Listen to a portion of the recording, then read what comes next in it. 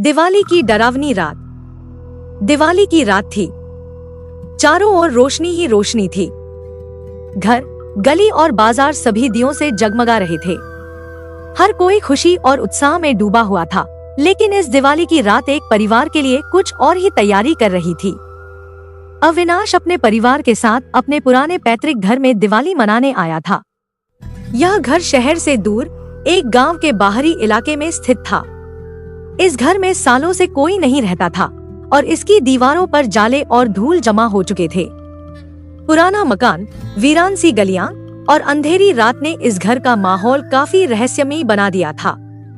रात के समय घर के सभी लोग पूजा पाठ में व्यस्त थे। पूजा के बाद सभी ने मिलकर खाना खाया और अविनाश के माता पिता थके होने के कारण जल्दी सोने चले गए। अविनाश और उसकी छोटी बहन रिया अभी जाग रहे थे। अविनाश को शरारत सूझी। उसने अपनी बहन को डराने का निश्चय किया। उसने सोचा कि वह रिया को बताएगा कि इस घर में भूत रहते हैं।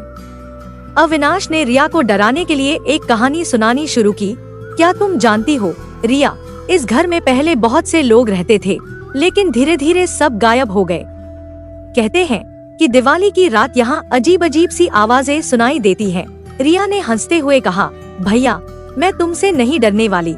लेकिन थोड़ी ही देर में रिया के चेहरे पर घबराहट दिखाई देने लगी। अविनाश ने अपनी कहानी को और दिलचस्प बनाने के लिए आवाज में गंभीरता ला दी। तभी अचानक बिजली चली गई। पूरा घर अंधेरे में डूब गया। रिया डर से कांपने लगी और अविनाश भी थोड़ा घबरा गया। उसने मजाक में कहानी तो सुनाई थी, पर अब असल में कुछ गड़बड़ महसूस हो रही थी। तभी उन्हें घर के पुराने हिस्से से किसी के पैरों की आहट सुनाई दी। दोनों एकदम शांत हो गए।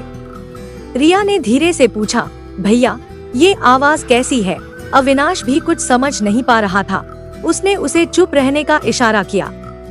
आहट धीरे धीरे उनके पास आ रही थी। दोनों का दिल जोर जोर से धड़कने लगा। हिम्मत जुटाकर अविनाश ने टॉर्च जलाने की कोशिश की, लेकिन टॉर्च भी नहीं चली। उन्होंने कमरे के एक कोने में छिपने का फैसला किया। थोड़ी देर बाद उन्हें ऐसा लगा जैसे कोई उनके पास से गुजर गया। दोनों सांस रोके बैठे रहे। तभी कमरे के दरवाजे पर किसी ने धीरे धीरे दस्तक दी। अविनाश ने दरवाजा खोलने की कोशिश नहीं की, लेकिन दस्तक बढ़ती जा रही थी। उनकी हिम्मत जवाब दे रही थी और रिया तो रोने लगी थी। अविनाश को अब अपनी शरारत पर पछतावा हो रहा था। उसने भगवान का नाम लेना शुरू कर दिया। अचानक दस्तक बंद हो गई और कुछ देर बाद बिजली आ गई। रोशनी आते ही उन्होंने देखा कि कमरे में कोई नहीं था। दोनों ने हिम्मत जुटाकर अपने माता पिता को जगाया और पूरी बात बताई। माता पिता ने उन्हें समझाया कि यह उनका वहम हो सकता है, लेकिन अविनाश को अब भी ऐसा लग रहा था कि इस घर में कुछ अजीब जरूर है।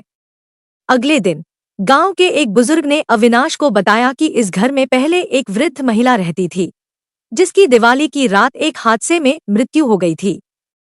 तभी से लोग मानते हैं कि दिवाली की रात उसकी आत्मा घर के भीतर भटकती रहती है। यह सुनकर अविनाश और रिया सिहर उठे। अब दोनों ने निर्णय लिया कि अगले साल दिवाली पर वे इस घर में नहीं आएंगे। उस दिवाली की रात ने उनकी जिंदगी भर की सबसे भयानक याद बना दी।